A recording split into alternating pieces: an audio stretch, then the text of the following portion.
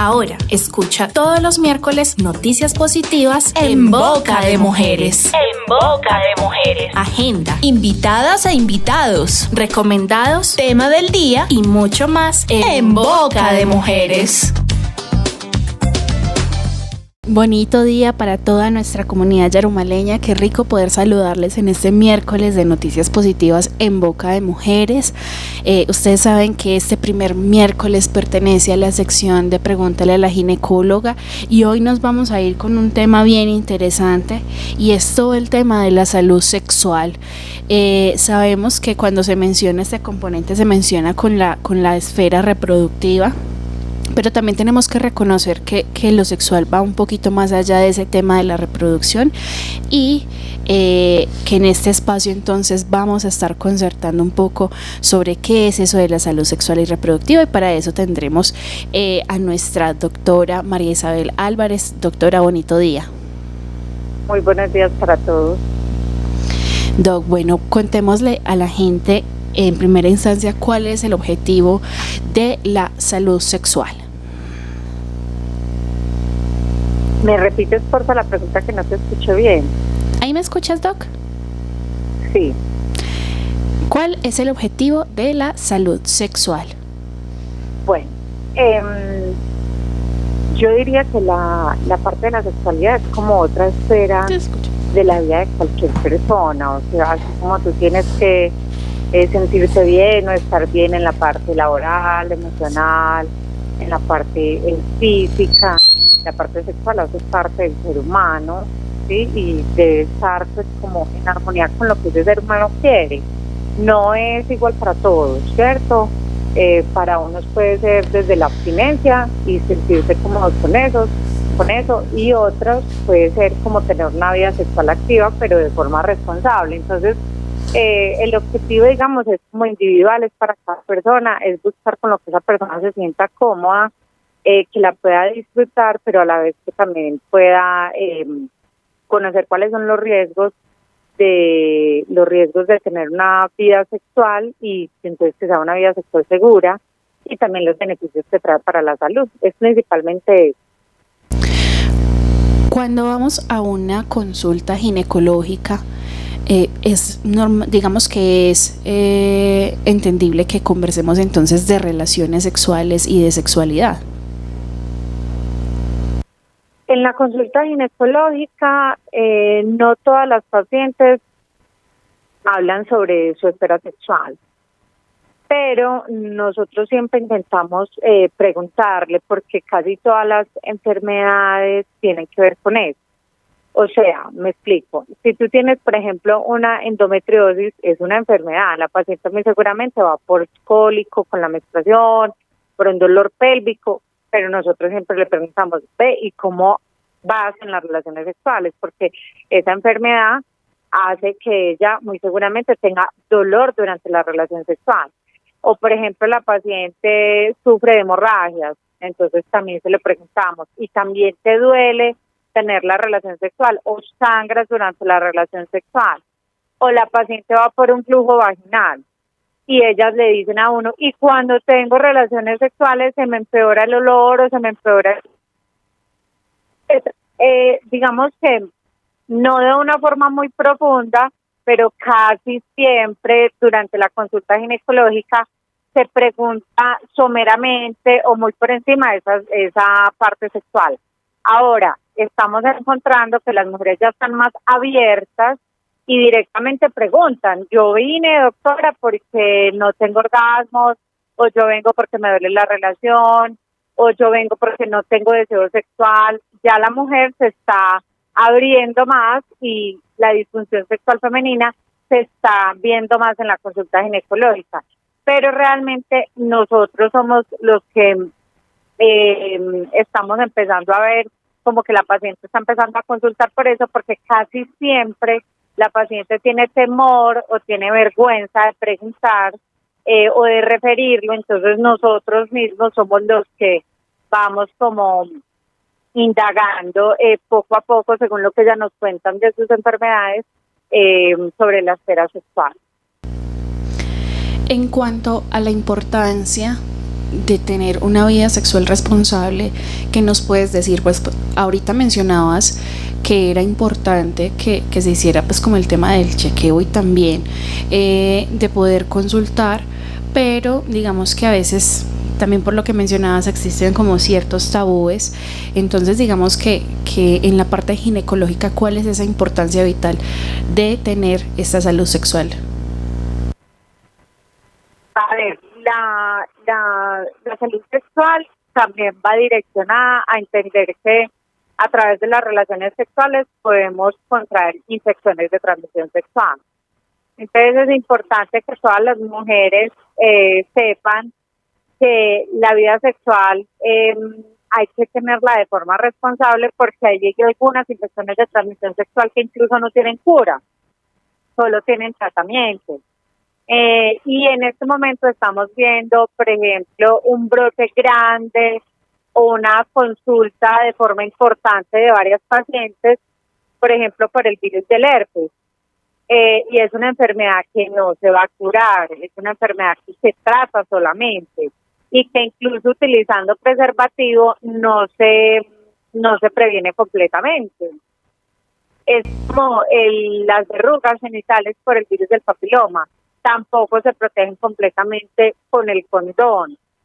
Y entre más relaciones y más compañeros sexuales tengas, más probabilidad vas a tener de sufrir una infección, ¿sí? Entonces la idea es que la vida sexual también se tome como un vínculo con otra persona con el que se va a compartir esa vida sexual, pero que también esa otra persona tenga prácticas sexuales responsables para que los dos estemos seguros, tanto el hombre como la mujer, ¿sí?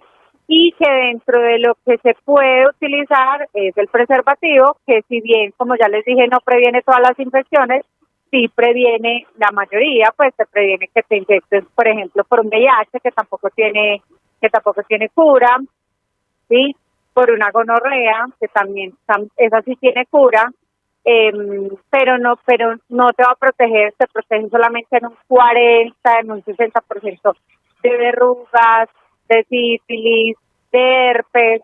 Entonces, también esa responsabilidad no se la puede uno atribuir solamente al preservativo, porque uno sabe que el preservativo no la va a proteger en un 100%, sino esa protección tiene que ser de ese vínculo que se hace con esa otra persona y que se tenga esa responsabilidad de vamos a hacer una pareja en la que vamos a tener vida sexual, entonces nos vamos a proteger ambos, ¿sí?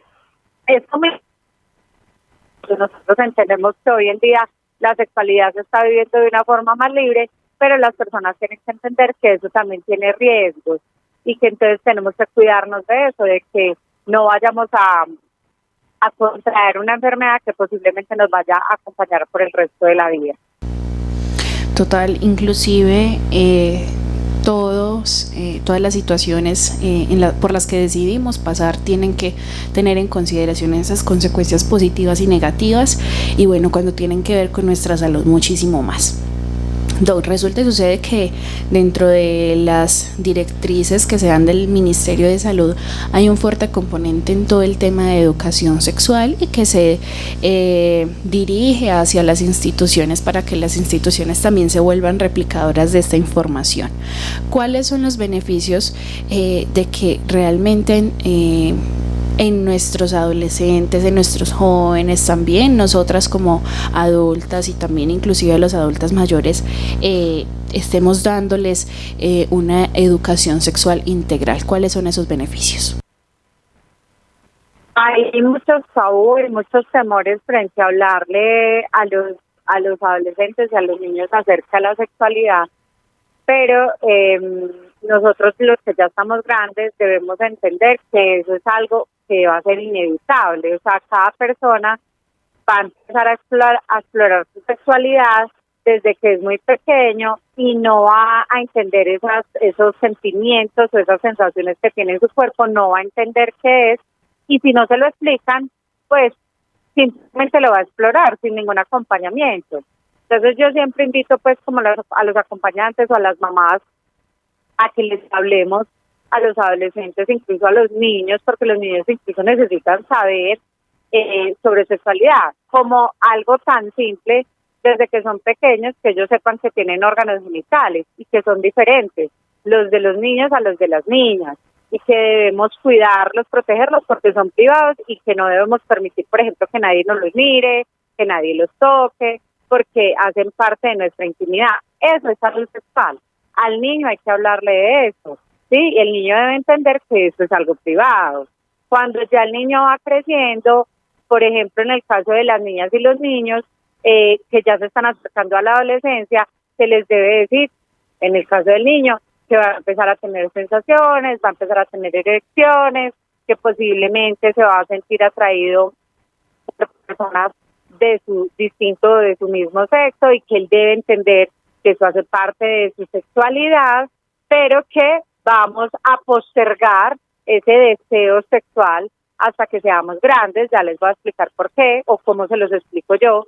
Y a las niñas también les vamos a explicar que se le van a desarrollar los senos, que le va a salir vello, que va a empezar a menstruar, que también va a empezar a sentir ese deseo por personas de su mismo o de diferente sexo, y que ella debe entender que eso es algo normal, pero que ella, ya siendo consciente, lo puede controlar, ¿cierto? Pero cuando el adolescente o los niños no entienden, no saben, ellos empiezan a explorar solos con sus mismos compañeros, con sus pares, y ahí es cuando ellos dicen, es que a mí nunca me dijeron, es que yo no sabía, simplemente se dejan llevar por sus sensaciones. Igual que con la planificación, tanto niños como niñas deben saber que una relación sexual tiene ese riesgo, tiene el riesgo de un embarazo, ¿sí? Y que existe la planificación para que el adolescente entienda que tiene esa posibilidad. Hay muchas mamás que me dicen, pero es que yo cómo le voy a dar de planificar a mi hija o a mi hijo, lo estoy invitando a tener relaciones sexuales. Y yo siempre les explico, mira, si tú no lo acompañas en este proceso y no lo acompañas, él igual o ella igual va a tener relaciones sexuales con o sin tu consentimiento. Entonces es mejor que hagamos un acompañamiento y que si el adolescente considera que es necesario planificar, pues que lo haga, ¿sí? Ahora, siempre les explico lo que les dije ahorita que les iba a decir. Yo a las adolescentes y a los adolescentes siempre les digo lo siguiente: las relaciones sexuales tienen dos consecuencias. La primera es una infección de transmisión sexual. La segunda es un embarazo. Puede tener cualquiera de esas dos consecuencias. Es probable que no te pase, pero también hay una gran probabilidad de que suceda. ¿Tú estás preparado para asumir cualquiera de esas dos condiciones? ¿Estás preparado para hacerte tratamientos o ver en tus genitales las lesiones de la infección de transmisión sexual, estar viniendo a citas, estar viniendo a hacerse exámenes y entender que algunas de esas enfermedades no se te van a quitar? Y también le pregunto a los adolescentes y a las adolescentes, ¿tú estás preparado para tener un bebé, para cuidar de un bebé, para económicamente sostener un hogar? Y todos me dicen que no. Yo le digo, bueno, entonces no puedes tener relaciones sexuales, porque esas son las consecuencias. Y uno debe tener o afrontar una situación o exponerse a una situación solo si es capaz de asumir las consecuencias de eso. Entonces ellos entienden que aunque ellos tienen ese deseo y esa sensación, pues que no están preparados. Y aunque las pongamos a planificar o aunque a los jóvenes les demos preservativos, ellos se van haciendo a la idea también de que es que no es el momento y que no están preparados, pero lo toman con más tranquilidad porque se les está hablando abiertamente de eso. Entonces, eso es simplemente que ellos conozcan, que ellos sepan, hablar del tema tranquilamente. No es invitarlos a tener relaciones sexuales, hay que explicarle a los adolescentes esto, en qué termina, con qué riesgos termina, y créanme que la mayoría terminan en abstinencia, porque ellos dicen, o sea, no, yo no estoy preparado, prefiero esperar. Yo le digo, espérate hasta que tú puedas asumir esa responsabilidad. Y la mayoría lo hacen, pero igual les damos la asesoría. Y ya para los adultos, pues ya los adultos ya conocen todo esto, creo yo, y si no, pues también se los explicamos, y principalmente en los adultos es invitar a tener una pareja estable, a tener relaciones sexuales con protección, y hacerse de forma regular los exámenes de transmisión sexual. En las mujeres hacerse la citología para detectar el cáncer del cuello de la matriz, que es secundario a una infección de transmisión sexual, que es la del virus del papiloma, y en cualquier momento que tengan alguna anomalía, sea dolor, sea flujo, sea sangrados con las relaciones, sean lesiones en los genitales, que consulten. Total, Doc. Bueno, ahí también hay una última pregunta que es importante, y es también qué otros especialistas también están al tanto de esta salud sexual, porque ayer inclusive tú me lo mencionabas y claro, digamos que esta parte ginecológica trata más un asunto de las enfermedades o de esas consecuencias, ¿cierto? Pero también hay otras especialidades que se encargan de asumir también responsabilidades con respecto a la salud sexual. ¿Nos puedes mencionar algunas?